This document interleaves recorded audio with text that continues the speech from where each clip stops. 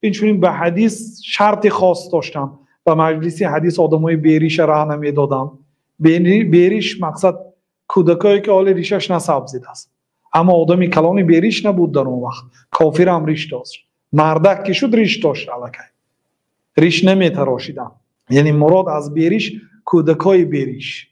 وقتی که یک آدمی بیریش، یک جوانی بیریش و پشتی یک آدمی ریشدار پنهان شده در آمد و آدمی فربه بود و پشتی آدمی فربه و جار شده پنهان شده حدیث گوش میکرده است. بعد وقتی که امام مالک خبردار شدن که یک آدمی بیریش در مجلس اشتراک دارد، بعد مجلس استایاندن گفتن که چند حدیث خواندیم؟ گفتن 16 حدیث. گفتن 16 حدیث 16 دره زنید این جوان برای بی اجازت به درس در آمدگیش.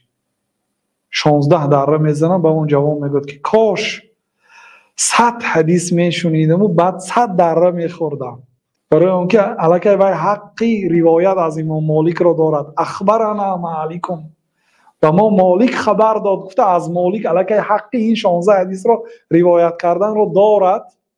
این براش یک فخر عظیم بود، برای اونکه